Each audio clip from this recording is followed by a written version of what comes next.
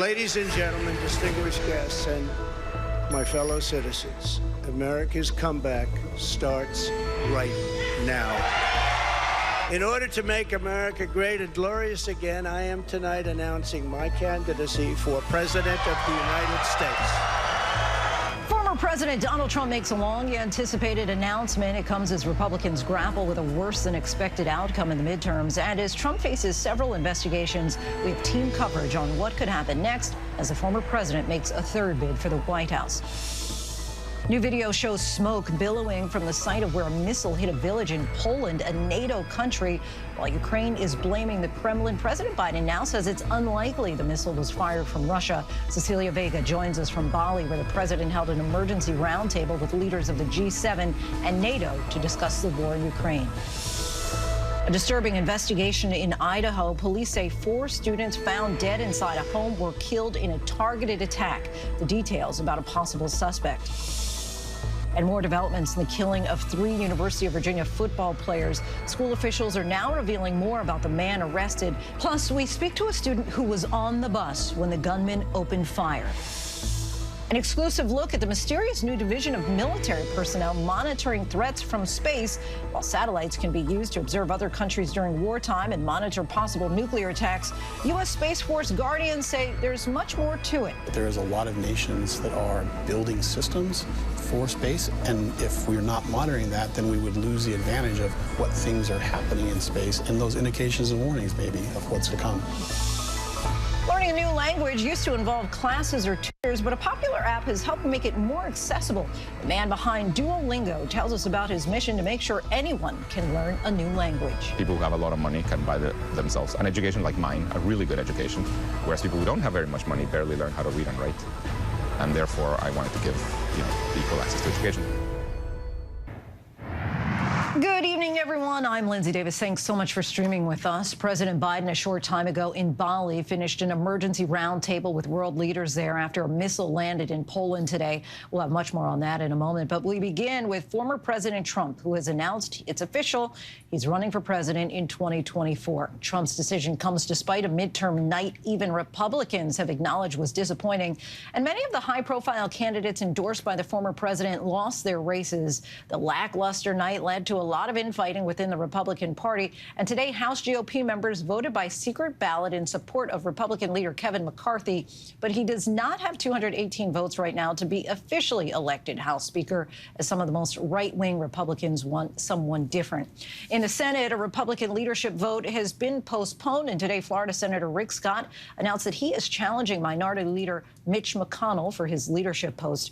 ABC News Chief Washington correspondent Jonathan Karl was there for tonight's announcement in Mar-a-Lago and leads us off with this report. Donald Trump is saying his announcement will make today one of the most important days in the history of the country. The decline of America is being forced upon us by Biden and the radical left lunatics running our government right into the ground. This decline is not a fate we must accept. When given the choice, boldly, clearly, and directly, I believe the American people will overwhelmingly reject the left's platform of national ruin, and they will embrace our platform of national greatness and glory to America. Glory. In order to make America great and glorious again, I am tonight announcing my candidacy for President of the United States. But it comes after an epic losing streak. Candidates he supported were defeated in Pennsylvania, New Hampshire, Nevada, and in Arizona, where overnight Carrie Lake, the election-denying candidate who campaigned closest to him, do you love this guy or what? lost her bid to be governor. Republican Senator Mitt Romney bluntly called Trump an albatross around his party. And New Hampshire's Republican governor, a Trump critic, is throwing cold water on tonight's announcement. Whatever announcements may or may not be happening tonight, frankly, nobody's going to care. And on Capitol Hill, even some Trump supporters are greeting it with a shrug. We need to have a discussion about going forward who's going to be the nominee, but my view is there'll be time for that. If he chooses to run, there's going to be a process, there's going to be a debate. We'll see what happens. It comes as Mike Pence, Trump's ever-loyal vice president, tells David Muir there will be better options in 2024. Do you believe that Donald Trump should ever be president again? David, I think that's up to the American people. But I think we'll have better choices in the future. You know, the people of this country actually get along pretty well once you get out of politics. And I think they want to see their national leaders start to reflect that same compassion and generosity of spirit. And I think, so in the days ahead, I think there will be better choices. Better choices than Donald Trump. For me and my family, we will be reflecting about what our role is in that. But will you run for president in 2024? Well, we're giving it consideration in our House. Prayerful consideration.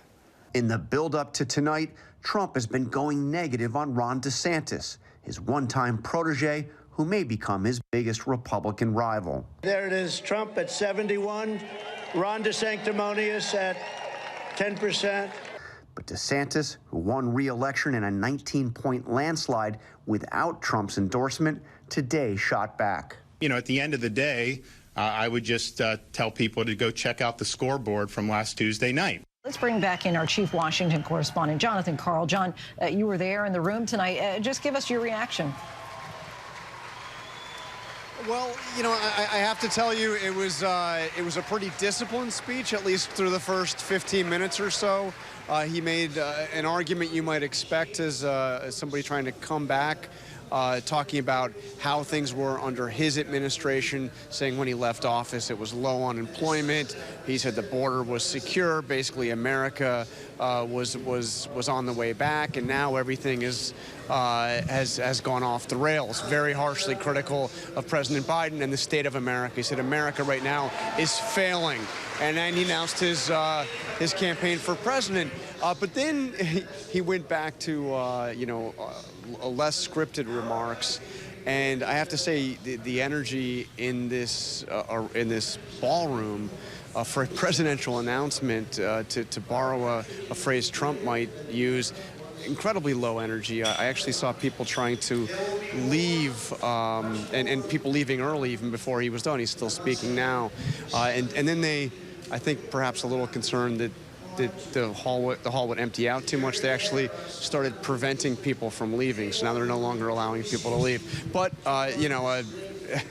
a big moment for Trump supporters. He is officially doing what a lot of people doubted he would do. He's officially saying he's running for president yet again.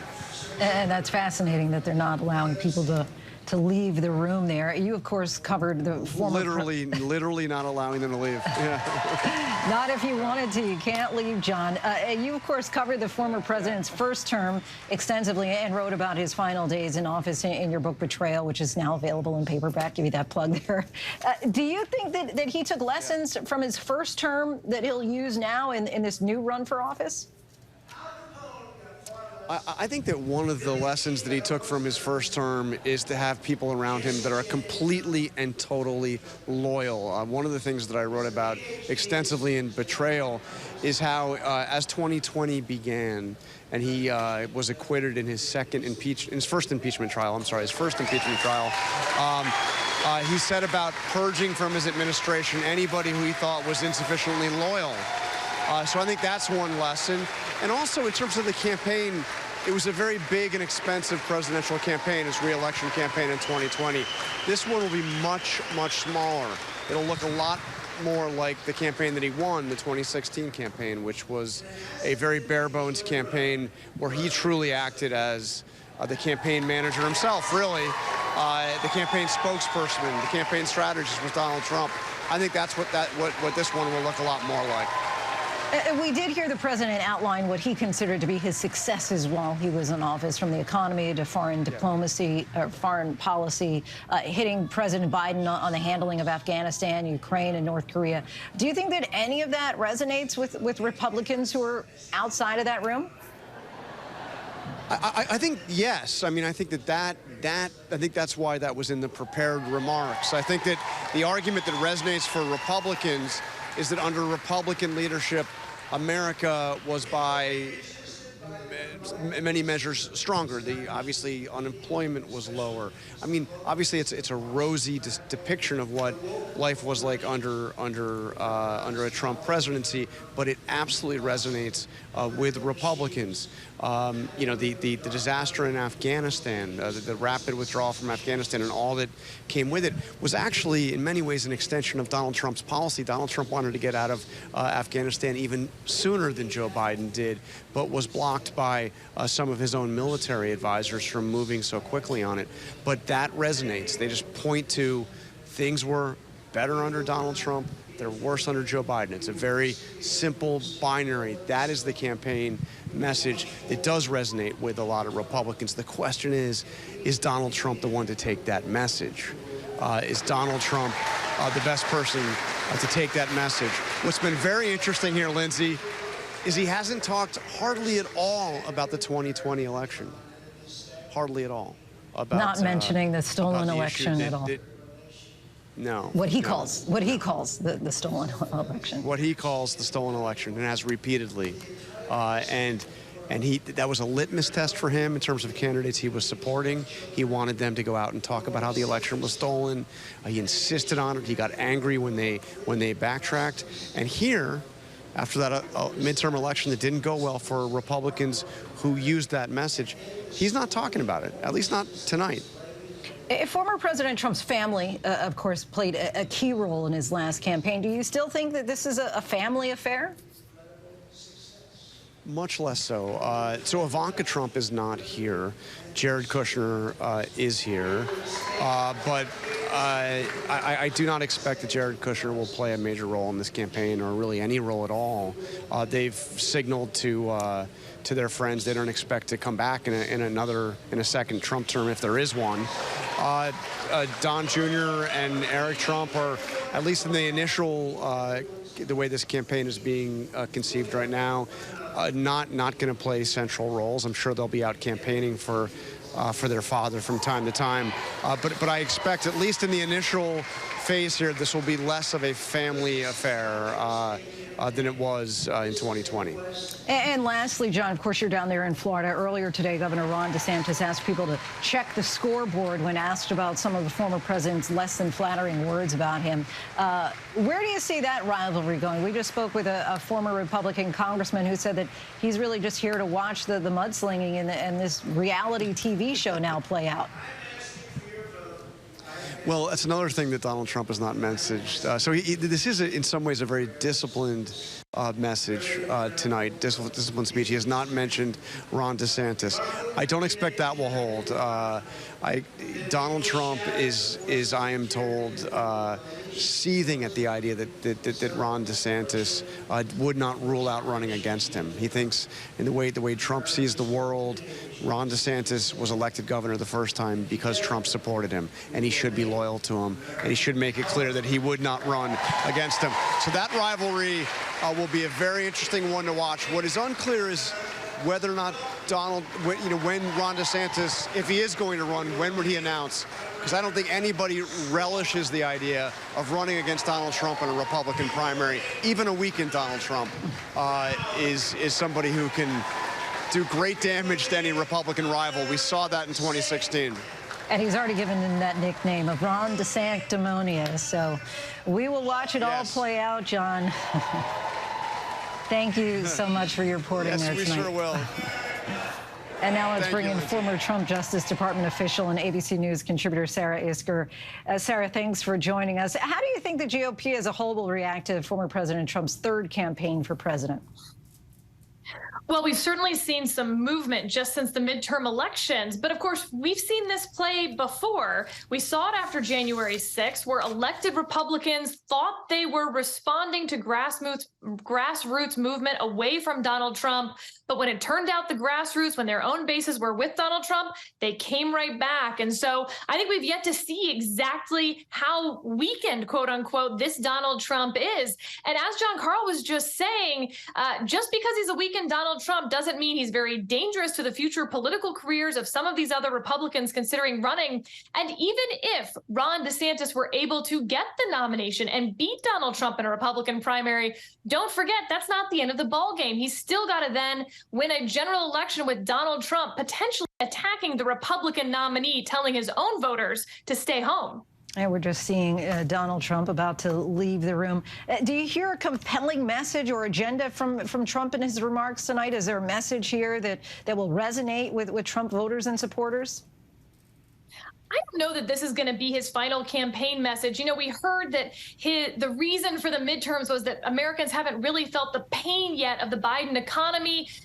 Certainly Donald Trump basically saying that his candidacy will be helped by a recession. He was very on message tonight. And what we've seen in the past from Donald Trump is he'll be on message until it's not working. And then that's when he goes off teleprompter. That's when he tries out some of his zanier lines. This was the on message Donald Trump. I suspect when he doesn't see some, movement toward him from these Republican leaders, from voters, that we're going to see the zany Donald Trump again. President Trump's former #2 Vice President Mike Pence told our David Muir that he's mulling over a possible presidential run in 2024. We've seen Florida Governor Ron DeSantis also likely weighing a run. Should Trump still be considered the leader of the party, or is that title now up for grabs? That is a hard answer, because if it's not Donald Trump, who is it? Certainly the former standard bearer for the party is generally considered the leader, but we've also not really been in this situation for 100 or so years where the former president is able to run again. There are many Republicans who we presume are going to get into this race. Mike Pence, his former vice president, is one of them. Of course, Ron DeSantis, the governor of Florida, Glenn Youngkin, the governor of Virginia, maybe Greg Abbott in Texas, Tim Scott or Ted Cruz. I mean, the list can go on. This could look a lot like 2015, where you have all these Republicans in the field shooting at each other to try to get in that head-to-head race with Donald Trump that never happens because they spend so much time fighting each other. Donald Trump sails right through. Sarah Isker, our thanks to you. Meanwhile, the current president is dealing with those troubling headlines from the war in Ukraine. Here's what he had to say just moments ago about that missile hit in Poland. As you saw, I just met with the leaders of NATO and the G7 and talked about the latest events in Europe. And I briefed them on my discussions with President Duda of Poland, as well as NATO Secretary General Stoltenberg. And we agreed to support Poland's investigation in the explosion in rural Poland near the Ukrainian border. And I'm going to make sure we figure out exactly what happened. Our empathy simply goes out to apparently 2 people were killed. And then we're going to collectively determine our next step as we investigate and proceed. There was total unanimity among the folks at the table. Those remarks came in response to this smoke. The smoke that you see here at a distance was coming from Poland, not Ukraine. 2 people were killed. Russia has denied any involvement, and there are multiple probes at this time happening around the world trying to figure out if that is indeed true, that Russia didn't have anything to do with it. This is a critical distinction to make because, as you're likely aware, Poland is a member of NATO, and according to Article 5 of NATO's founding document, any attack on a NATO member should be considered an attack against them all. The State Department is calling the missile reports incredibly concerning. As far as what we know, we go now to our James Longman, who's in Kherson for us tonight.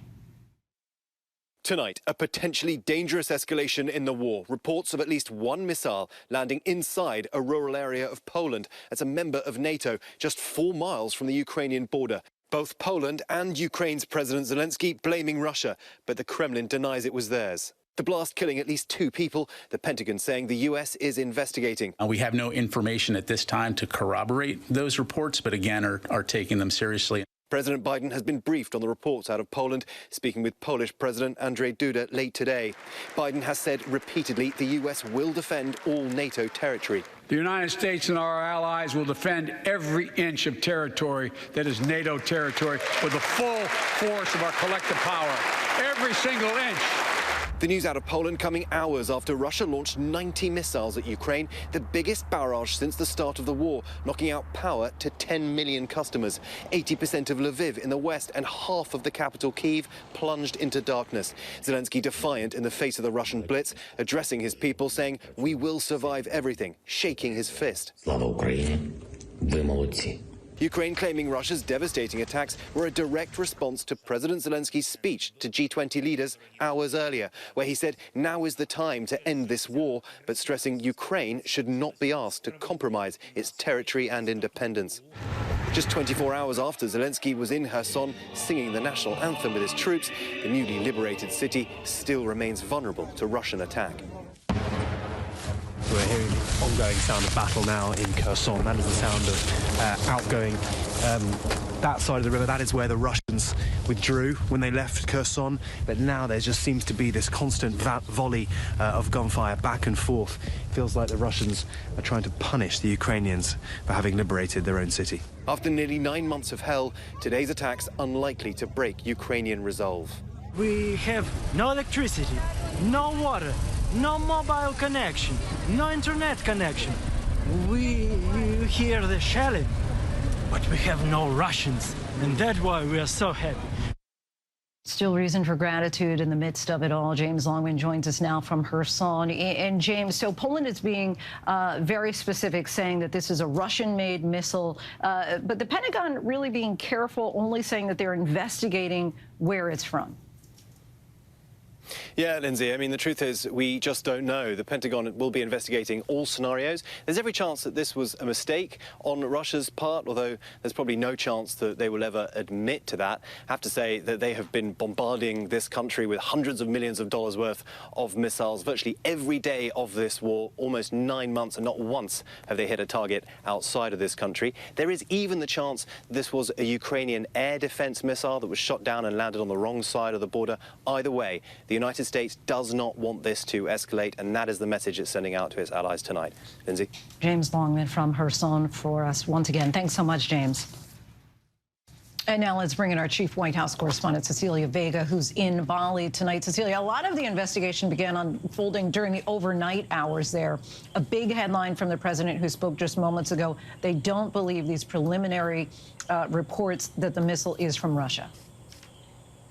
Exactly, Lindsay. That is a really big headline, and probably, if proves to be true, will certainly be a sigh of relief for leaders around the world. President Biden just wrapped an emergency meeting. It shows you how tense and breaking, frankly, this situation has been here in Bali. We're in the final hours of the president's trip. He's supposed to leave in a few hours to head back to Washington. So the White House called this emergency meeting. He met there with leaders of the G7 and other leaders from around the world. And when it was over, you saw him earlier. He came out to speak to reporters. But that really is the headline, that President Biden says that they believe preliminarily at this point that missile was fired from Russia. Now, let me tell you just quickly what the president also said. He said this group of world leaders here agreed to support Poland's investigation. He says that they're going to make sure that they figure out exactly what happened collectively to determine what these next steps are. But really, this is an ongoing investigation. The president says there is unanimous, total unanimity in terms of how to proceed in figuring out this investigation. Look, the White House released, I think you may have it there, a photo showing just what has been happening in these last few hours behind the scenes. You've got President Biden gathered, surrounded by a group of aides. This was very early in the morning. This happened before 5:30. He made a phone call to Poland's president. He made a phone call to the United Nations Secretary General. But as it stands right now, just to recap, Lindsay, this is an ongoing investigation. The highest levels of the administration are working to gather more information there in Poland. They say that this is incredibly concerning. But again, the headline, President Biden saying that at this point, preliminarily, they do not believe that this is a missile that came from Russia, which is a good thing, frankly, in terms of the back and forth in this war, because as you remember, and we've been reporting, the White House has made it clear all along that a strike on a NATO territory, of which Poland is, would be considered, would prompt an immediate reaction from allies, NATO allies, and they do not want this to escalate this situation. Yeah, this is a very good thing if it is, in fact, true that these missiles are not from Russia. Cecilia Vegar, thanks to you as always. Now to the mysterious killing of University of Idaho students, 4 of them found dead in an off-campus apartment. This chilling photo of them together. This was taken just hours before they died. Police now say they believe it was a targeted attack. Here's ABC's Kana Whitworth with the very latest. Tonight, police say 4 college students killed near the University of Idaho were victims of an isolated, targeted attack with an edged weapon like a knife, and the suspect is still at large. The deaths shattering the college town of Moscow, Idaho. We're all feeling really empty right now. The horror unfolding early Sunday inside this apartment across the street from campus. The event itself actually happened in the middle of the night, 3 or 4 in the morning.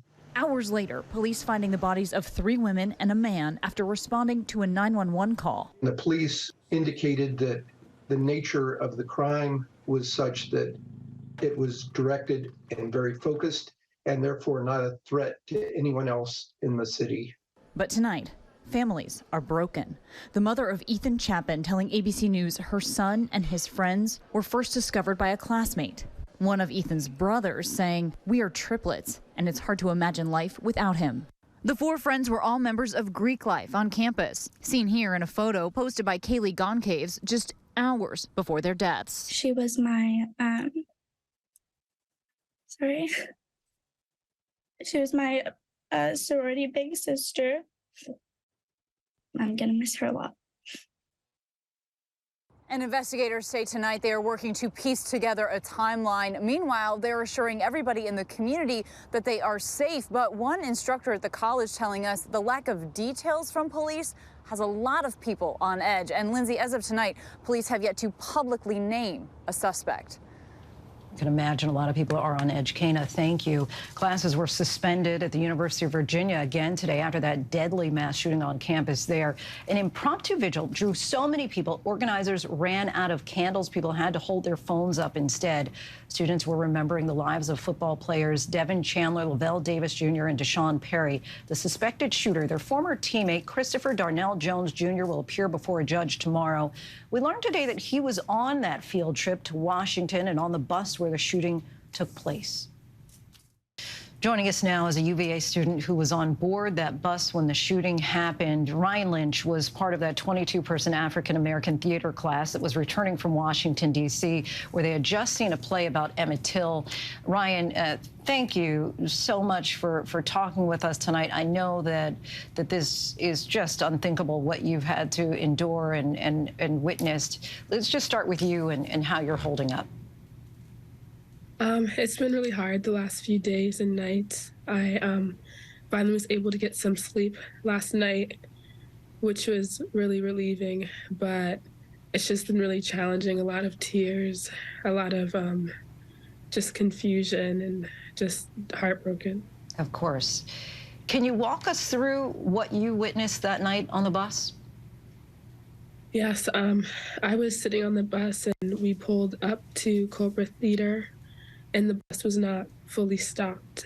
And when I was sitting there, I was grabbing my things, my book bag, just getting ready to get off in a few seconds.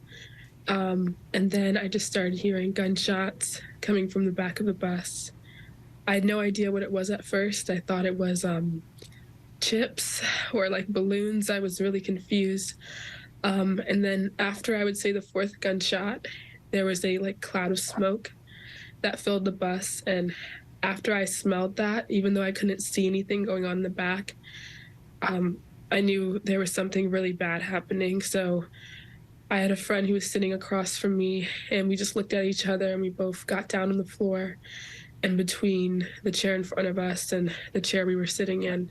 And I put my jacket over me and my blanket, but I left my eyes out so I could just see if anyone was going through the aisles or what was trying to see what was going on, because I was just so confused. There was so much chaos, and I was told that there was screaming, but all I heard was the gunshots and my ears were ringing.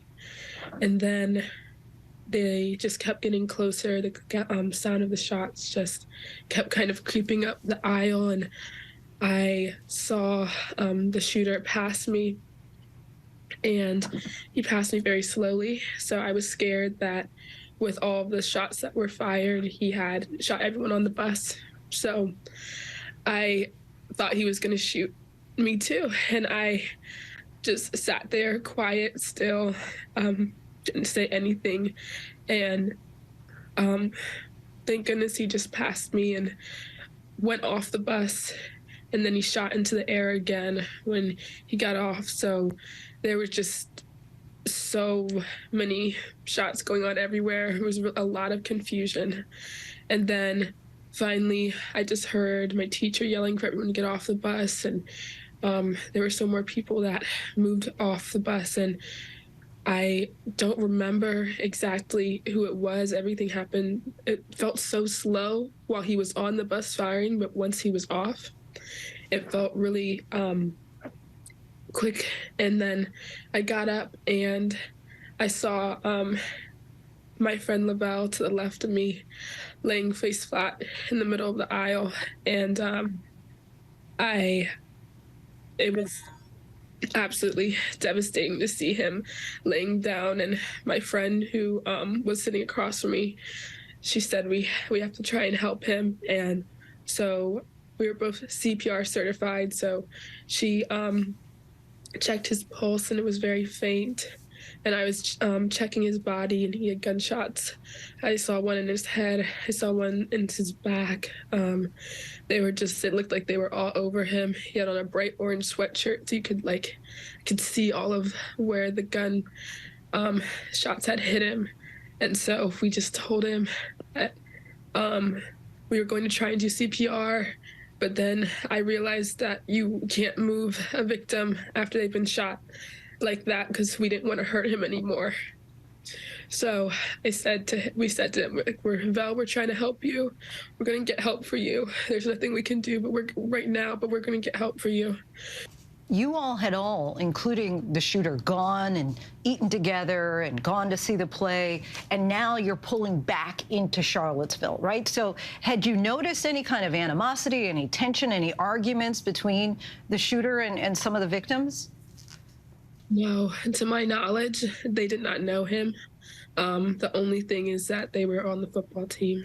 Did you notice any strange behavior at all from the shooter? You had a little bit of interaction with him that day. Yeah, I actually had met him previously in the school year. I met him around, I would say, late September, early October, during a fashion show tryout, and I helped him learn how to do the runway walks, and that was the first time and last time I saw him until a few days ago on the trip. Actually, 30 minutes before the shooting occurred, I went to the back of the bus to use the bathroom, and I saw him while I was walking back, and I said, "Hey, Chris, did you do the fashion show? How are you doing any of the modeling?" And he told me that he was too busy and there was too much going on. And I said, me too. I had a lot going on and just couldn't commit to it. And so I said, there's one in the spring. You should try and do that one with me. And he told me he would try and do it with me. So he was very calm. There were really no signs. The only sign I remember is during the play, he was not sitting with anyone. He sat by himself. But it didn't seem very unusual because he was not in our class, actually. But of course, you did know the three victims. And, you know, for those of us who never had the opportunity to meet them, I'd just like you to just kind of give us a sense of who they were or share a story, anything that might familiarize us with them. Yes. Just in general, for all three of them, they were some of the kindest and most compassionate guys I've ever met. They truly lit up the room and made that class just so enjoyable. I just remember telling my sister, my mom, all the time how much I enjoyed that class. It made me get up every Tuesday and Thursday morning to go to school because I knew I would be welcomed with open arms, especially by those three men in the class. Specifically, I saw Lavelle first when he was laying on the floor, and I just want to say he was one of the most amazing people I have met so far. He was amazing, and I was just so happy. My friend and I were able to tell him we were trying to help him, and every single one of the guys, there was someone on that bus who tried to help them before we had to get off. So I just want their families to know someone was with them. One of us was with them after they were shot, and we loved them so much. They were so genuine. And then I was also very close with Devin and Deshaun. We all sat next to each other in class. I mean, each one of them was just amazing. And I am so heartbroken for them and their families, but I just really want people to know that they were really one of a kind, and they will be really missed, especially in our class and by everyone that knew them. I'm sure. And Ryan, we thank you so much. I know that it has to be so difficult, and so appreciate you sharing your memories of them all. Thank you so much. The man accused of breaking into House Speaker Nancy Pelosi's home and attacking her husband has pleaded not guilty to federal charges. David DePape, according to the San Francisco DA's office, was on a suicide mission when he broke into Speaker Pelosi's home and attacked her husband with a hammer. The speaker, of course, was not home at the time. Paul Pelosi is now recovering at home after suffering a fractured skull and other injuries. When we come back, terrifying moments when a man walked into a clinic with a gun and opened fire. See the dangerous struggle that ensued next. She was one of the most sought-after models of her generation, gracing magazine covers, walking runways. Now Paulina Poroskova tells us how she's embracing a more unedited version of herself. But up next, could the conflict on Earth spill into space? And if so, what are Western allies doing about it? For the first time, cameras have been granted access inside a secretive base, keeping an eye on everything above us. What we found next. Stay with us. For the fourth time, NASA is hoping to launch the Artemis moon rocket. If all goes according to plan, it will launch just after 1 a.m. Eastern or 10 Pacific. The mission has been delayed by technical problems, and then, of course, Hurricane Nicole didn't help things either. The uncrewed spacecraft is expected to orbit the moon and return to Earth. The goal of all of this is to send astronauts back to the moon and eventually establish a base there. Tonight, with tensions high on the ground between Russia and the U.S. and NATO, there's some concern that the conflict could one day spill over into space. Enter a secretive base in Germany, where an allied space force is keeping a close eye on everything happening up above us, and how one move up there, one wrong move, could have dramatic implications down here. Our cameras were the first ever allowed inside. Inez de la Cortara reports. At the heart of Ramstein Air Force Base in Germany, a mysterious new division of military personnel quietly working to keep America and its allies safe from hostile attacks in space. That's a geosynchronous orbit, so those are your communication satellites, most of them. So these are all the different NATO nations. NATO's new space center, created just 2 years ago as space becomes increasingly militarized. In an exclusive look, our cameras, the first ever allowed inside, heading below ground to this highly classified situation center. Here, space experts from 12 NATO nations, including members of the Canadian Space Agency, Spanish fighter pilots, and U.S. Space Force Guardians, all working together. Their mission, keeping an eye on the more than 8,000 satellites orbiting the Earth and sharing their findings across the alliance. There is a lot of nations that are building systems for space, and if we're not monitoring that, then we would lose the advantage of what things are happening in space and those indications and warnings, maybe, of what's to come. Russia's war in Ukraine making their task more important than ever, with Ukraine now relying on satellites for its communications. With the help of Elon Musk's Starlink, while high-resolution satellite images have shown everything from troop movements to the bodies lining the streets of Russian-held areas. Satellite surveillance even helping to sink the flagship of Russia's Black Sea Fleet in April. Without those space-based capabilities to assist, I think you would not see the successes and really the heroic actions and defense that you've seen from Ukraine and its people. But it's not just modern warfare. Nearly every aspect of our daily lives now involves satellite technology. From financial systems, computer data, mobile phone networks, power grids, and air defense. If we lose position, navigation, and timing, so GPS or Galileo, if those systems were to go away, well then, you can't track forces, you can't track DHL. The Earth's orbit, now a region deemed congested, contested, and competitive. And as our dependence on satellites only increases, so too do the threats to allied assets in space, where a worst-case scenario could put us on the brink of nuclear war. Because when we talk about the possibility of conflict in space, we're not talking about this.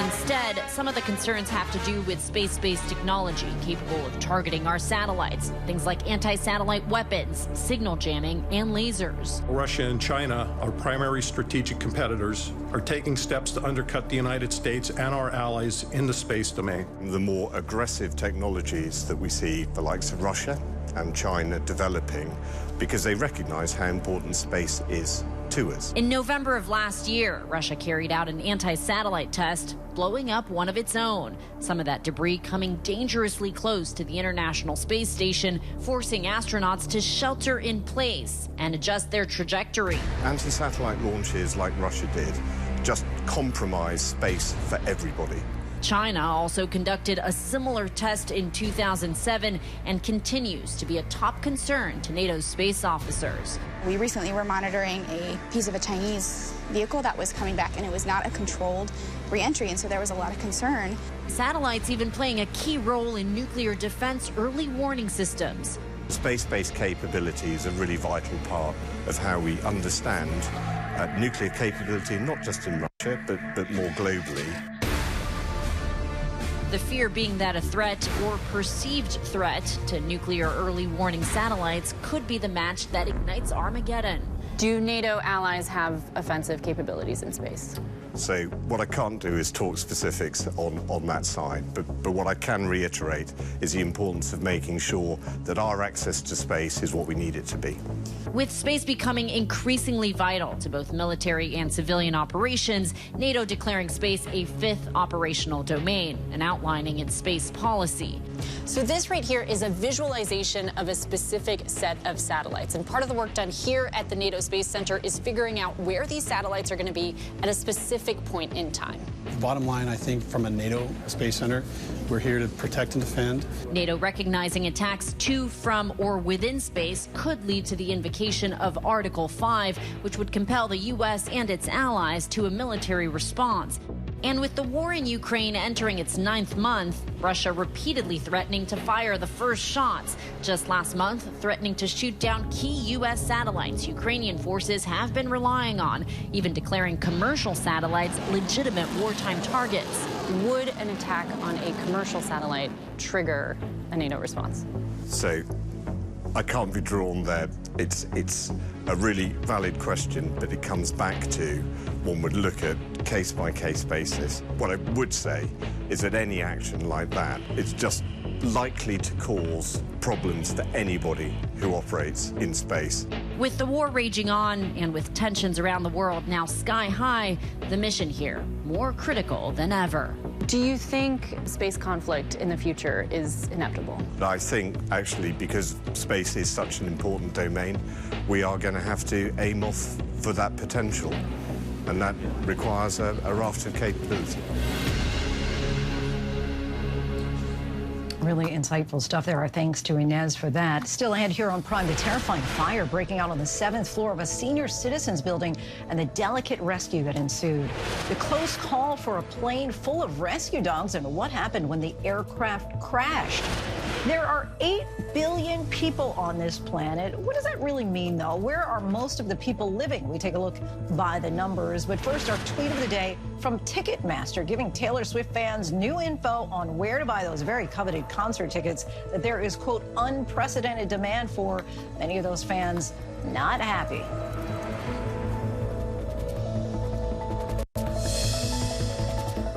Well, Welcome back, everyone. The global population has reached a major new milestone. Let's take a look by the numbers. The world's population crossed the 8 billion mark today, according to estimates from the United Nations. The UN cited improvements in public health, medicine, and nutrition as factors that have boosted the population, along with high fertility rates in some developing nations. It took just 12 years to grow from 7 billion to 8 billion people. It's expected to take 15 years to reach the 9 billion mark in 2037, and another 22 years to pass 10 billion in 2058 as growth rates decline in the coming decades. More than half of the world's population lives in just 7 countries. China leads the way, followed by India, the U.S., Indonesia, Pakistan, Nigeria, and Brazil. India is expected to overtake China in 2023 as the world's most populous nation, adding some 180 million people in the past decade alone. The UN report estimates the current U.S. population at 337 million, but says the U.S. growth rate last year stood at just 0.1%, the lowest since the nation's founding. Meanwhile, about 70% of the growth in the past dozen years happened in developing nations, many in sub-Saharan Africa.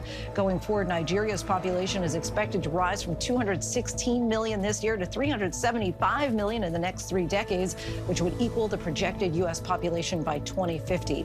And while there are concerns about declining fertility rates in many nations, the sub-Saharan population is growing at 2.5% per year, more than 3 times the global average.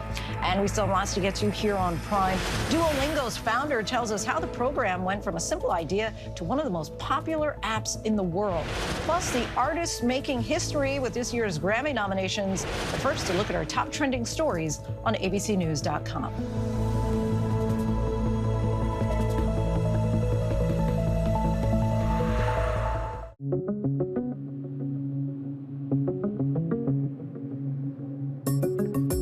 New details in the murders of 4 University of Idaho students. Police are indicating they don't know the type of weapon that was used to kill the 4 students inside of a home across from campus. They say a weapon has not been found, and it was some kind of edged weapon like a knife, but it will take autopsies to figure that out. Police say it was an isolated, targeted attack. Nobody has been arrested.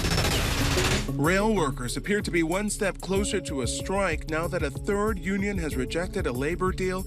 Experts say a strike could severely affect supply chains and cost the economy billions of dollars. If agreement isn't reached by November 19th, then workers may hit the picket line the very next day. And a major strike at the University of California. Nearly 50,000 academic workers on the picket lines demanding better pay and benefits. Things have gotten so difficult, cost of living so high that according to the LA Times, in some cases, they're asking to nearly double their pay. These strikes have forced class cancellations. They've closed down labs and caused other academic disruptions right before the Thanksgiving break and just before the final exams. Scary moments caught on camera in a methadone clinic in Buffalo, New York. The suspect was caught on surveillance cameras discharging his gun and striking a nearby wall, prompting a security guard to immediately go after him. Security guards and citizens teamed up to take the suspect down outside and take away his weapon before police ultimately came to take him into custody. Buffalo police credited 2 security guards and 2 citizens for their work in helping to take the suspect down and preventing any injuries or deaths. Firefighters in Washington, D.C. helped rescue a number of senior citizens from a 2-alarm fire. Officials helped residents out of the senior citizen building by using portable ladders, while others in the hallways or stairwells were guided or carried out. Officials said the fire was confined to 1 apartment in the building. 6 residents were taken to the hospital, with 2 of them in critical but stable condition. The cause of the fire is under investigation. A plane carrying a large group of rescue dogs came crashing down on a Wisconsin golf course. Officials say the aircraft had 56 rescue dogs on board when it crashed through trees and came to rest on the 3rd hole of Western Lakes Golf Course, sustaining significant damage. The 3 adults on board the plane, as well as some of the dogs, received minor injuries. ABC affiliate WISN reports the dogs are being transported from New Orleans to be placed in shelters in Wisconsin. The cause of the crash is under investigation. Nominations for the 65th Annual Grammy Awards were announced today. Beyoncé led all artists this year with 9 nominations, including Album of the Year for her album Renaissance, as well as Record and Song of the Year for her song Break My Soul. The singer and her husband, Jay-Z, also became the most nominated artists in Grammy's history this year, reaching 88 total nominations apiece. And Bad Bunny also made history.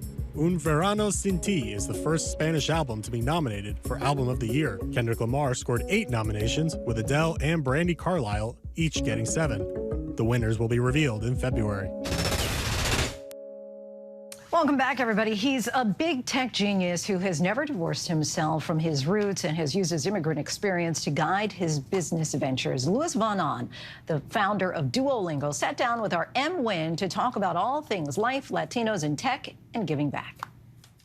This is one popular green owl. One thing about me, I'm the baddest alive. Odds are you've come across this mascot, probably lost in translation, on the world's most popular language app, Duolingo. Nearly 50 million active monthly users and counting. The visionary behind the app, 44-year-old entrepreneur Louis Van On. But before his $3 billion company existed, Van On remembers growing up amid a civil war in Guatemala with his mom and grandma. I was basically raised by 2 strong women. So what does your mom mean to you? Almost everything. I mean, I mean, she gave me everything I had. But she spent her entire wealth, really, her entire salary and everything on my education. So she basically gave me a rich person's education, even though we were not rich. Considered middle class in Guatemala, Van On's mom insisted he learn English at a private school. And at 8 years old, she bought him his first computer. I thought she was coming back with a Nintendo, and she came back with a computer. It was a Commodore 64, and I was pretty upset. It changed my life. Thank God she did that. Young Van On was sharp, excelling quickly in tech and mathematics. At 18, the boy wonder was recruited to Duke University. After undergrad, he went on to obtain his PhD at Carnegie Mellon, at the same time building his first major online game. You got paired with another random player that you didn't know who they were, and you were told type whatever the other random person is typing. You can't communicate with them, but they can see the same picture you can. He sold it to Google the next year for $2 million.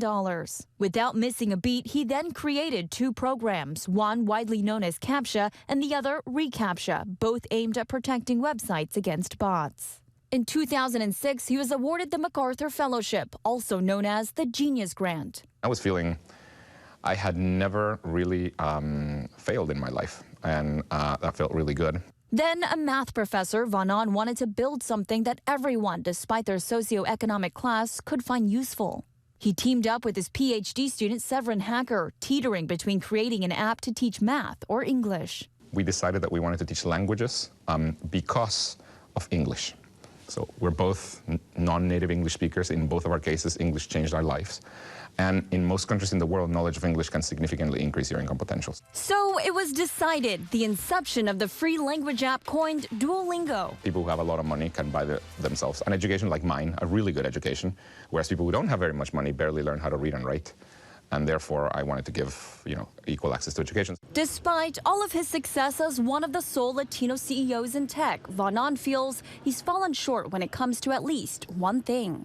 Even though I'm Latinx, it's only like 4 or 5% of our employees are Latinx, and in the U.S. population, it's more like 20%. So we're massively underrepresented. That is a failure. I consider that a personal failure. We're trying to hire more employees that are Latinx. That aspiration carrying over to his latest passion project, something he's been thinking about since the creation of Duolingo more than 10 years ago. Now launching the latest version of his innovative app, this time for math. How do you feel about the Duolingo math? I feel very excited by it. I love math, so I'm very excited by it. Where adults can refresh their skills or kids can learn outside the classroom. Kids have fallen behind in reading and in math and in a lot of things, so we hope that this can help a lot. What will he focus on next? Well, as an advocate for democracy and outspoken against government corruption in Guatemala, Van On is powering up his foundation. Now he's investing millions of dollars of his own money into 3 sectors: women's equality, the environment, and democracy. As I get older and older, the more I want to do things that have impact. And this is why, for example, at Duolingo, we're trying really hard to teach literacy, math, etc., because I think that's going to have the largest impact in the world. Our thanks to Em for that. In the world of social media, it's easy to edit and filter the best parts of our lives, but what happens when we reveal an unedited version of ourselves? Our next guest is Czech model, writer, and actress Paulina Porosková, who was the first Central European woman to grace the cover of Sports Illustrated in 1984. Her new book, No Filter, The Good, the Bad, and the Beautiful, takes us on a journey of Paulina's life through childhood, love, modeling, and an intimate introspection of womanhood. And joining us now in studio is Paulina herself. Thank you so much for joining us. Thank you for having me. So we were saying, what, the first book of Model Summer was about 15 years ago, right? Yeah, we just nailed that to 15 years ago, yeah. Took a little bit of time, but now this is your actual nonfiction debut. Yes. How did you go about selecting the essays that you would put in this? All right, so wait, the way that this book even came about was because one day, out of the blue, I suddenly got a phone call from Maria Shriver. And I was like, Maria Shriver? But is this a prank call? Like, what's going on here? And it was Maria Shriver, and she said, hey, I'm following you on Instagram, and I would like you to write a book for my imprint. She has a new imprint called The Open Field. And and I had gotten offers to, like, you know, tell all memoirs, and I was like, no, not interested. And Maria put it to me in a very different way. She said, you know, I would like you to write the sort of stuff that you write about on Instagram. And so I thought, okay, this sounds like a challenge that I would like to try. As a part of that, Cars frontman Rick Ocasek, your husband of many years, you detail his passing away and your subsequent grief. And when you posted online about that, you write, as far as the criticism that you received, they commented that I was being performative, that I was objectifying my pain, that I was playing victim to get others to empathize with me. How did that commentary impact you during that grueling time? You know what? I couldn't feel any worse than I already felt. There was really no rock that you could throw at me at this point that would make me hurt anymore. And what I had gotten back from posting my vulnerability on social media, on Instagram, was so much bigger than the little rocks thrown my way. You mentioned your childhood and growing up in Czechoslovakia, and you write about leaving. And also leaving your grandmother. And I just want to quote you, say, I also left behind my belief in leaving that I was lovable. Explain what you mean by that. Here she goes crying again. No, that's okay. I think sort of inadvertently, you know, when my parents left when I was 3, I wasn't particularly bothered by it at the time, but it sort of leaves this impression with you that maybe you're not worth having. And my grandmother raised me, and so I was sort of her last child, and she was my mom. And when I was taken away from her, I was taken away from the only parent I really, truly knew. And I was brought to a different country with different culture, with a different language, and parents that were in their own universe of pain. And you've certainly made history in your own right as a model. And you've talked about how the industry really wants your beauty to remain static.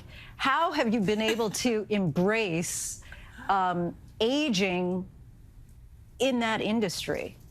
Well, okay, so that's a little bit of a tough task because on the inside, I'm embracing aging very much because I feel like I have never been better on the inside. I've never been smarter. I've never been more patient. I've never been funnier. I've never felt more confident on the inside.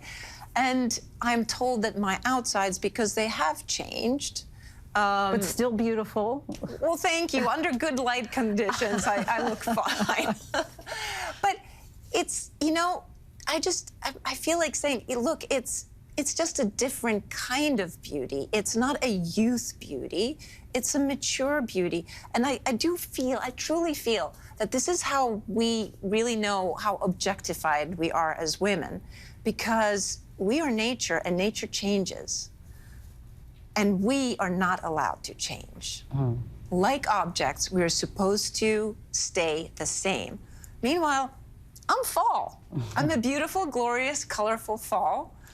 And and I don't want to stay spring. Paulina Poroskova, we thank you so much for your time and the book. And we want to let our viewers know that her book, No Filter, The Good, the Bad, and the Beautiful, is out and available wherever books are sold.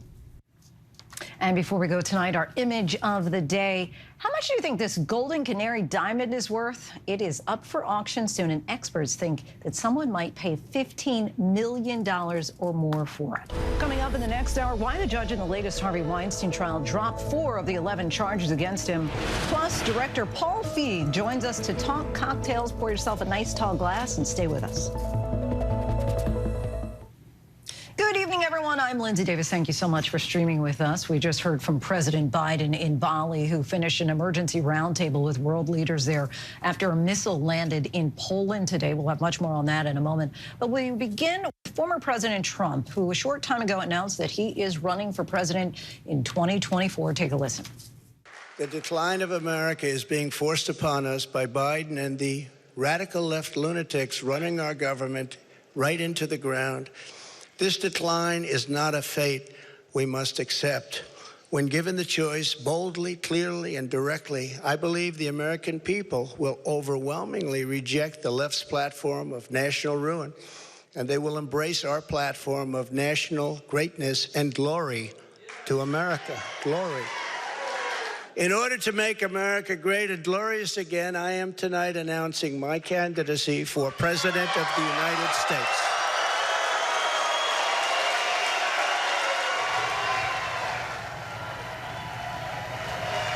Trump's decision comes despite a midterm night even Republicans have acknowledged was disappointing, and many of the high-profile candidates endorsed by the former president lost their races. Let's bring back in our chief Washington correspondent, Jonathan Karl. John, you were there in the room tonight. Just give us your reaction.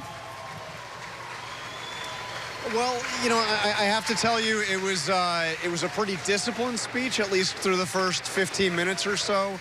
He made an argument you might expect as somebody trying to come back, talking about how things were under his administration, saying when he left office it was low unemployment. He said the border was secure. Basically, America was on the way back, and now everything is has gone off the rails. Very harshly critical of President Biden and the state of America. He said America right now is failing. And then he announced his campaign for president. But then he went back to, less scripted remarks. And I have to say, the energy in this ballroom for a presidential announcement, to borrow a phrase Trump might use, incredibly low energy. I actually saw people trying to leave, and people leaving early even before he was done. He's still speaking now. And then they, I think, perhaps a little concerned that the hall would empty out too much. They actually started preventing people from leaving, so now they're no longer allowing people to leave. But, a big moment for Trump supporters. He is officially doing what a lot of people doubted he would do. He's officially saying he's running for president yet again. And that's fascinating that they're not allowing people to leave the room there. You, of course, covered the former... Literally not allowing them to leave. Yeah. Not if you wanted to. You can't leave, John. You, of course, covered the former president's first term extensively and wrote about his final days in office in your book, Betrayal, which is now available in paperback. Give you that plug there. Do you think that he took lessons from his first term that he'll use now in this new run for office? I think that one of the lessons that he took from his first term is to have people around him that are completely and totally loyal. One of the things that I wrote about extensively in Betrayal is how, as 2020 began, and he was acquitted in his first impeachment trial, he said about purging from his administration anybody who he thought was insufficiently loyal. So I think that's one lesson. And also, in terms of the campaign, it was a very big and expensive presidential campaign, his re-election campaign in 2020. This one will be much, much smaller. It'll look a lot more like the campaign that he won, the 2016 campaign, which was a very bare-bones campaign where he truly acted as the campaign manager himself, really. The campaign spokesperson, the campaign strategist was Donald Trump. I think that's what this one will look a lot more like. We did hear the president outline what he considered to be his successes while he was in office, from the economy to foreign diplomacy or foreign policy, hitting President Biden on the handling of Afghanistan, Ukraine, and North Korea. Do you think that any of that resonates with Republicans who are outside of that room? I think yes. I mean, I think I think that's why that was in the prepared remarks. I think that the argument that resonates for Republicans is that under Republican leadership, America was by many measures stronger. Obviously unemployment was lower. I mean, obviously it's a rosy depiction of what life was like under a Trump presidency, but it absolutely resonates with Republicans. You know, the disaster in Afghanistan, the rapid withdrawal from Afghanistan and all that came with it was actually in many ways an extension of Donald Trump's policy. Donald Trump wanted to get out of Afghanistan even sooner than Joe Biden did, but was blocked by some of his own military advisors from moving so quickly on it. But that resonates. They just point to things were better under Donald Trump, they're worse under Joe Biden. It's a very simple binary. That is the campaign message. It does resonate with a lot of Republicans. The question is Donald Trump the one to take that message? Is Donald Trump the best person to take that message? What's been very interesting here, Lindsay, is he hasn't talked hardly at all about the 2020 election. Hardly at all. About, not mentioning the stolen election at all. No. What he calls the stolen election. What he calls the stolen election, and has repeatedly. And that was a litmus test for him in terms of candidates he was supporting. He wanted them to go out and talk about how the election was stolen. He insisted on it. He got angry when they backtracked. And here, after that midterm election that didn't go well for Republicans who used that message, he's not talking about it, at least not tonight. Former President Trump's family, of course, played a key role in his last campaign. Do you still think that this is a family affair? Much less so. So Ivanka Trump is not here. Jared Kushner is here. But I do not expect that Jared Kushner will play a major role in this campaign, or really any role at all. They've signaled to their friends they don't expect to come back in a second Trump term, if there is one. Don Jr. and Eric Trump are, at least in the initial, the way this campaign is being conceived right now, not going to play central roles. I'm sure they'll be out campaigning for their father from time to time. But I expect, at least in the initial phase here, this will be less of a family affair than it was in 2020. And lastly, John, of course, you're down there in Florida. Earlier today, Governor Ron DeSantis asked people to check the scoreboard when asked about some of the former president's less than flattering words about him. Where do you see that rivalry going? We just spoke with a former Republican congressman who said that he's really just here to watch the mudslinging and this reality TV show now play out. Well, that's another thing that Donald Trump has not messaged. So this is, in some ways, a very disciplined message tonight, disciplined speech. He has not mentioned Ron DeSantis. I don't expect that will hold. Donald Trump is, I am told, seething at the idea that Ron DeSantis would not rule out running against him. He thinks, in the way Trump sees the world, Ron DeSantis was elected governor the first time because Trump supported him, and he should be loyal to him, and he should make it clear that he would not run against him. So that rivalry will be a very interesting one to watch. What is unclear is whether or not when Ron DeSantis, if he is going to run, when would he announce? Because I don't think anybody relishes the idea of running against Donald Trump in a Republican primary. Even a weakened Donald Trump is somebody who can do great damage to any Republican rival. We saw that in 2016. And he's already given him that nickname of Ron DeSanctimonious. So we will watch it all play out, John. Thank you so much for your reporting there tonight. Yes, we sure will.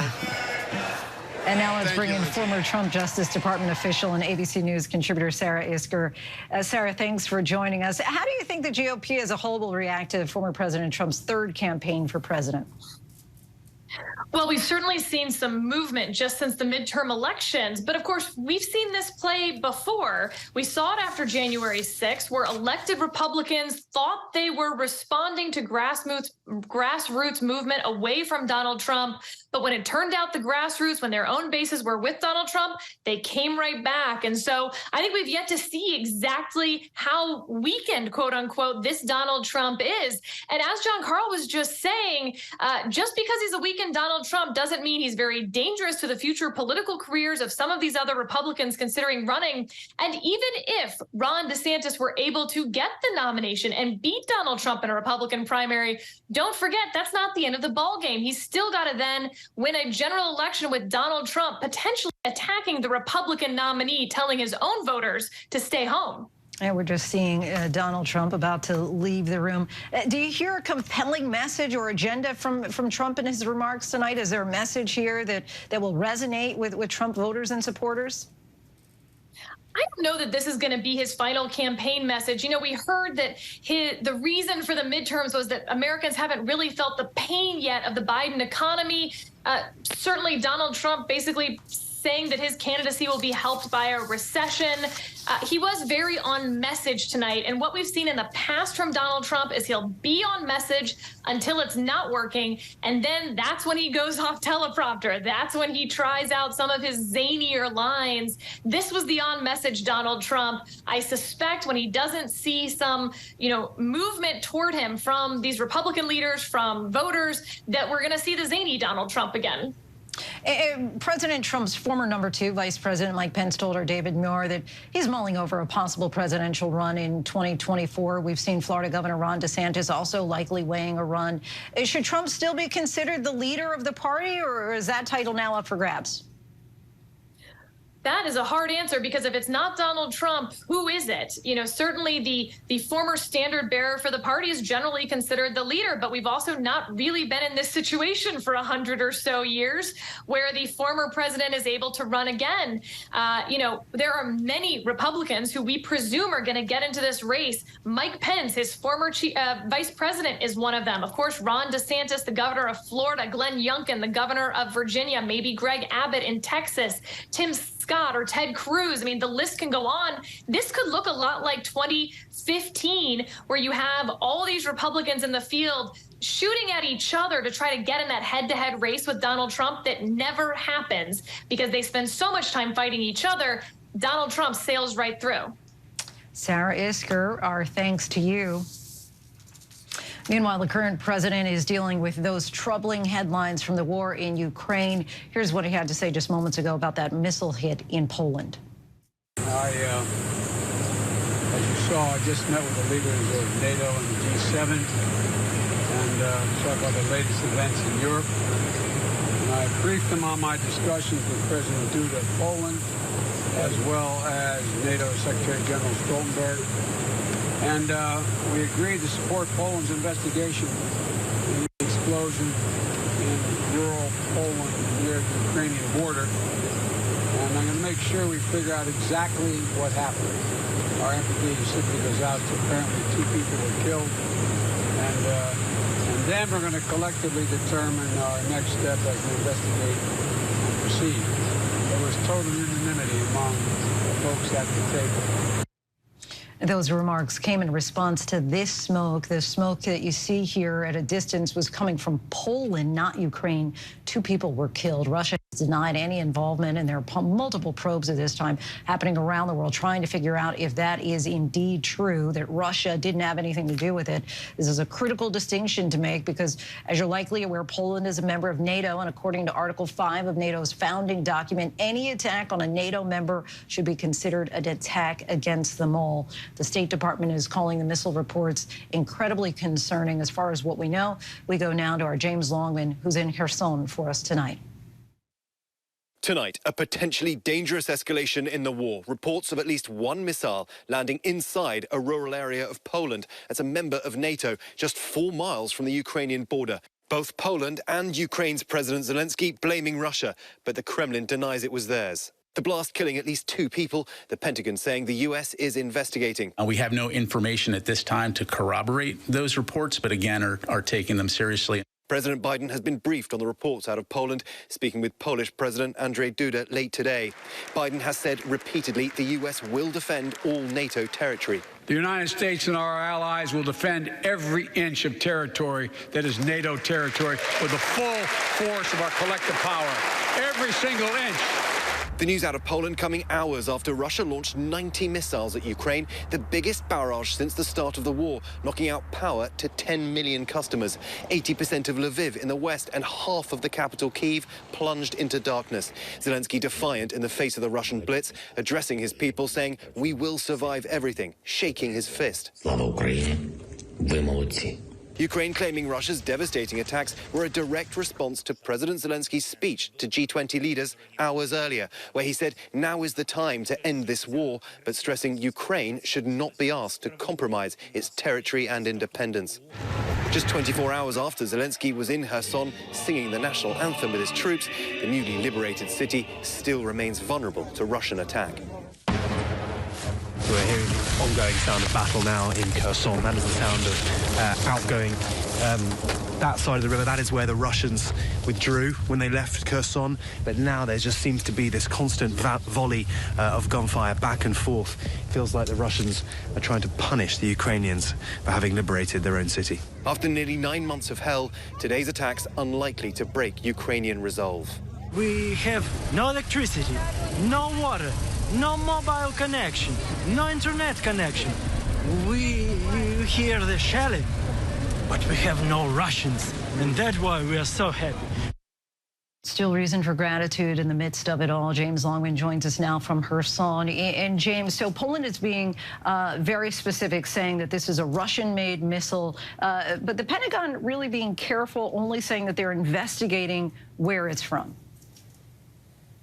Yeah, Lindsay, I mean, the truth is we just don't know. The Pentagon will be investigating all scenarios. There's every chance that this was a mistake on Russia's part, although there's probably no chance that they will ever admit to that. I have to say that they have been bombarding this country with hundreds of millions of dollars worth of missiles virtually every day of this war, almost 9 months, and not once have they hit a target outside of this country. There is even the chance this was a Ukrainian air defense missile that was shot down and landed on the wrong side of the border. Either way, the United States does not want this to escalate, and that is the message it's sending out to its allies tonight. Lindsay? James Longman from Kherson for us once again. Thanks so much, James. And now let's bring in our chief White House correspondent, Cecilia Vega, who's in Bali tonight. Cecilia, a lot of the investigation began unfolding during the overnight hours there. A big headline from the president who spoke just moments ago. They don't believe these preliminary reports that the missile is from Russia. Exactly, Lindsay. That is a really big headline, and probably, if proves to be true, will certainly be a sigh of relief for leaders around the world. President Biden just wrapped an emergency meeting. It shows you how tense and breaking, frankly, this situation has been here in Bali. We're in the final hours of the president's trip. He's supposed to leave in a few hours to head back to Washington. So the White House called this emergency meeting. He met there with leaders of the G7 and other leaders from around the world. And when it was over, you saw him earlier. He came out to speak to reporters. But that really is the headline that President Biden says that they believe preliminarily at this point that missile was fired from Russia. Now, let me tell you just quickly what the president also said. He said this group of world leaders here agreed to support Poland's investigation. He says that they're going to make sure that they figure out exactly what happened collectively to determine what these next steps are. But really, this is an ongoing investigation. The president says there is unanimous, total unanimity in terms of how to proceed in figuring out this investigation. Look, the White House released, I think you may have it there, a photo showing just what has been happening in these last few hours behind the scenes. You've got President Biden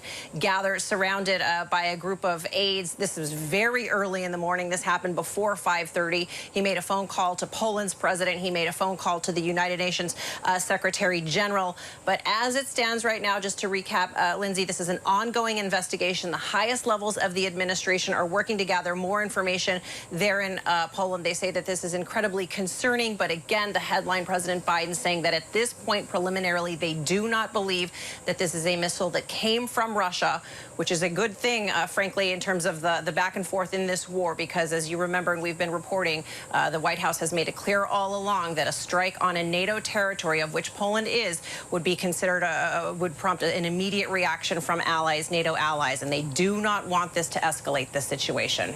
Yeah, this is a very good thing if it is in fact true that these missiles are not from Russia. Cecilia Vegar, thanks to you as always.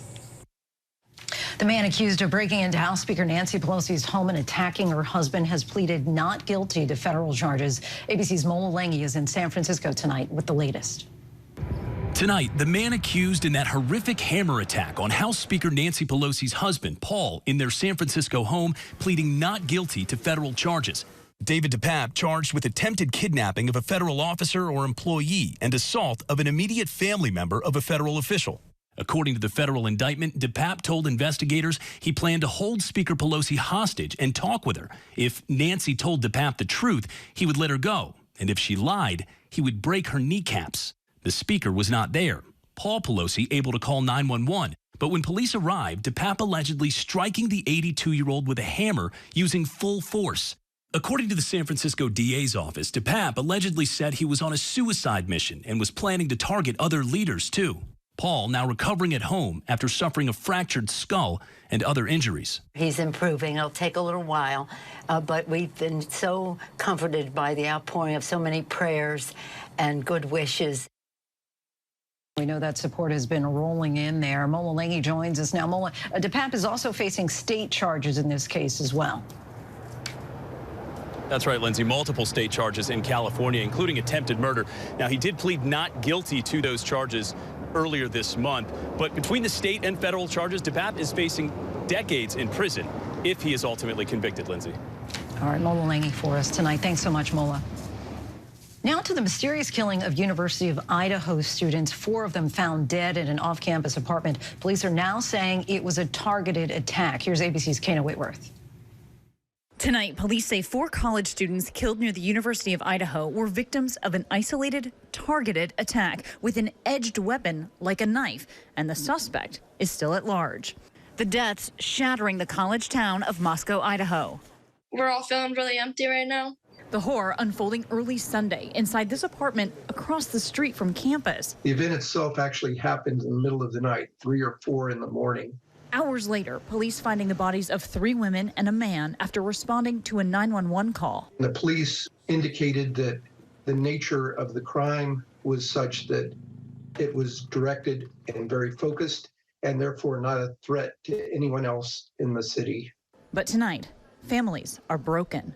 The mother of Ethan Chapin telling ABC News her son and his friends were first discovered by a classmate.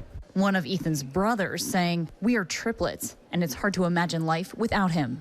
The 4 friends were all members of Greek life on campus, seen here in a photo posted by Kaylee Goncaves just hours before their deaths. She was my,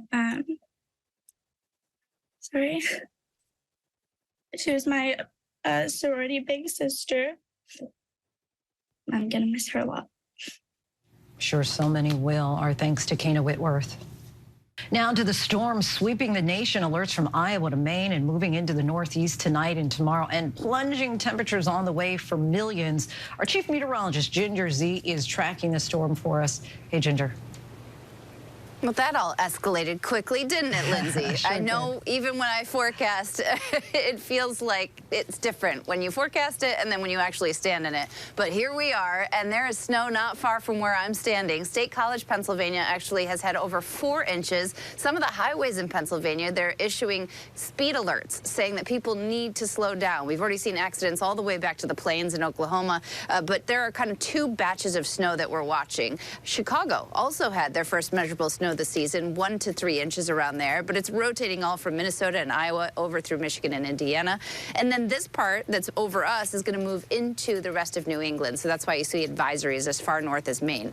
After this moves out tomorrow, we start pushing that really cold air over the relatively warmer lakes. And this time of year, it is lake effect season. So we're going to go hard on this. It's going to come through in New Buffalo, Michigan with up to a foot in that warning area. Buffalo, New York could see up to 2 feet along that blue spot you see highlighted with the winter storm watch. Now, I said cold. Well, how cold will it be? These are wind chills, and we're kind of settling in this Wednesday, Thursday morning, going to be the coldest across much of the nation. Sub-zero for some, freezing all the way down south close to the Gulf of Mexico, Lindsay. So you got to go to South Florida to be able to get out of it. But if I can make a little bit of levity in the midst of these winter storm advisories, you do have a very cool, like, Beyonce wind-blown look. Yeah, that's it's working true. for you. Yeah, I bring that with me. Usually it's in the form of a hurricane, but tonight this will work. All right, bundle up, everybody. Ginger, thank you. And still to come, the desperate rescues in flood-ravaged Australia as rivers rise, cutting off entire communities. And you probably know him as the director of beloved TV shows and films, but many also recognize him for his cocktails. Paul Feig tells us how the pandemic inspired him to share his expertise and to use it for a good cause.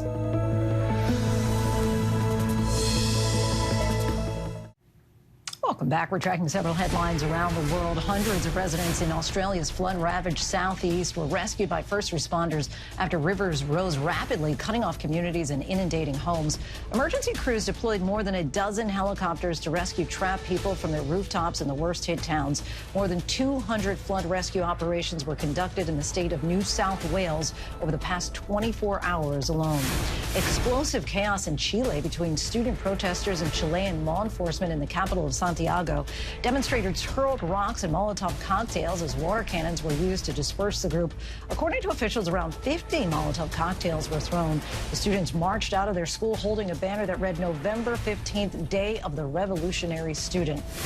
And in less than 24 hours, the ball that was at the feet and hand of legendary Argentinian soccer player Diego Maradona, as he shocked the world with acts of both brazen gamesmanship and breathtaking skill, is up for auction. Ironically, the auction will take place in London 36 years after the massive upset against England. The relic is expected to sell for at least $2.8 million. He is a writer, producer, director, and actor who has undoubtedly made you laugh, creating the cult classic TV show Freaks and Geeks and directing films such as Bridesmaids and Ghostbusters. In 2020, he started a daily Instagram live series called Cocktail Time, where he made cocktails every day for 100 days to raise money for first responders, essential workers, and COVID-19 charities. His own brand of gin has even won various awards, and now Paul Feig is channeling this expertise into his new book, Cocktail Time, the ultimate guide to grown-up fun, a love letter to the aesthetics and culture around cocktails. And he is kind enough to join us right now. The very dapper three-piece suit, no less, Paul Feig. Thank you, Lindsay. Thank you. It's so nice to see you. I love the little martini pin. You know, we gotta represent our cocktail drinking friends. Yes, and where are the cocktails? I know you must have brought. I not wanted to. Oh, I drank them all. I could use a little drink right about now. How did you decide that you were going to take what you created, which was inevitably a hit on Instagram Live, to make it a book? Well, a lot of people were saying, oh, write down the recipes, because I want to know all the recipes, you know, because you kind of do the show and you don't put those up. I didn't put them online or anything. So I started that, but then realized I miss grown-up fun, and that's kind of what the show was about, you know, obviously to raise money. But, like, you know, I feel like so many guys, especially my age, want to be kids still and want to be teenagers. It's like, I love being a grown-up because being a grown-up is fun, you know, and there should be nothing wrong with the trappings of being a grown-up. And the book features 125 different cocktail recipes, and you talk about cocktail culture. Elaborate on that. Yeah, the cocktail culture to me is, again, it represents being a grown-up, but it's, you know, you're not just drinking to drink. You don't even have to have alcoholic drinks if you don't want. It's. But why would you do that? I know. Well, I know. I mean, there's some people, I guess. But, you know, it's about the glassware. It's about the setting. Yes. It's about dressing up and great conversation and just having fun. That, you know, that's what I love about cocktail culture. You know, and cocktail parties, which aren't parties where you have music blasting and all that. You have background music, but it's about chatting and interacting and laughing and meeting new people and having interesting conversations. That, to me, is what it really stands for. It really sets the mood. It does set the mood, a nice, lovely, grown-up mood. and you have a number of celebrities who share their own cocktail recipes. How did that aspect of this come about? Well, you know, on my movies, I try to make my movie sets as much fun as parties. You know, I mean, look, we have a lot of work to do, but I do comedy. We want it to be fun, and part of that is after hours and on weekends, like trying to get together with people, and usually cocktails get involved with that, and you know, and everybody has like a favorite drink recipe or things they like. So when I was putting this together, I just called a lot of my famous friends like Charlize Theron and Kerry Washington and the gang, and Michelle Yeoh, and said, hey, what are your favorite drinks? Can you share those recipes? And there it was. Of course, the holidays are right around the corner. Any particular tips that you might have for those who are hosting?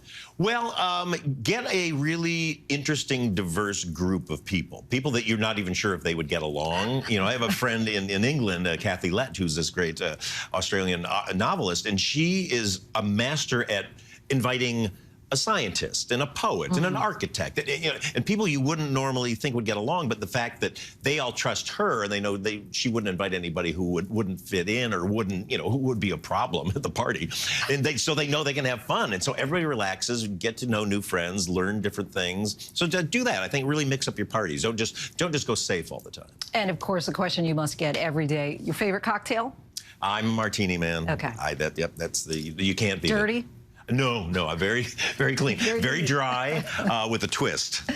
Okay. Paul Feig, we thank you so much. Want our viewers to know that Cocktail Time is now available wherever books are sold. Yes. And still to come, a piece of holiday history could be yours. Why this home is on quite a few Christmas lists.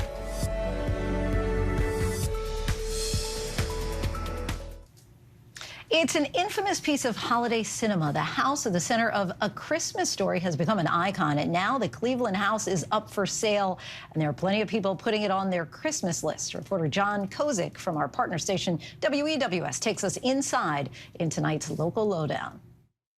It is a piece of Cleveland history that in a relatively short period of time has grown into one of the city's best-known tourist attractions, drawing visitors annually from all over the world. From West 11th Street this day, though, there is something that is jumping out at tourists even more than the leg lamp. For sale signs. I want to buy it. Most were surprised at the sight of the signs, which you clearly can't miss. Didn't even know that it could be for sale. Thought it was like a, I don't know, like a state museum type thing. Or No, it is privately owned, and yes, they can sell it, says Chad Whitmer, the realtor handling the deal. We're putting the house up for sale. Ralphie's house. Why? It's time for something new. The owners are looking for a new venture, and you know, a new chapter in life, and move on. And it's not just Ralphie's house. This package includes a total of 7 properties they've acquired in this neighborhood over the last 18 years. It's a whole operation. You know what you see here? There's a museum, the Bumpus's house, gift shop, some parking lots. The success of this whole enterprise pretty much mirrors the success of the movie itself. Remember, it didn't become a cult classic until years after its 1983 release. And in much the same way, this place didn't become a tourist attraction until years after that. In fact, until 2004, it was pretty much an afterthought. The house came up for sale on eBay. I couldn't believe somebody was selling it. That was owner Brian Jones in 2006, telling us how he put in his bid of $150,000 from California without ever seeing the place. I bought it within a day. I was like, I gotta have that. That's really cool. He would pump more than $200,000 more into it, gutting it and converting it from an up-and-down duplex into the iconic home of Ralphie as it looked in the movie. I just didn't want it to fade away, and be unrecognizable. And in November 2006, the Christmas Story House and Museum opened. Over the next 15 years, Jones would acquire the other properties. There's also been a transformation of the neighborhood itself, fueled in part by the museum's foundation that raises funds from the A Christmas Story 5 and 10K runs that provided grants for exterior renovation projects in this immediate neighborhood, an effort that in its first 7 years raised over $620,000. Johnny Patina says the for sale signs made him sad. What do you hope happens? Just like it is. Nothing changes. Nothing changes. That will be up to the buyer. The new owner's going to be able to take it in whatever direction they see fit. You know, it's hard to say what that is, but you know, the hope is that they carry this on and actually make it bigger and better and make it an even bigger attraction for the city of Cleveland. As for the asking price, Whitmer wouldn't say, other than to label it pretty significant. I'm sure it is. Keep that tradition going. That's our show for tonight. Be sure to stay tuned to ABC News Live for more context and analysis of the day's top stories. I'm Lindsay Davis. Thanks so much for streaming with us. Have a great night.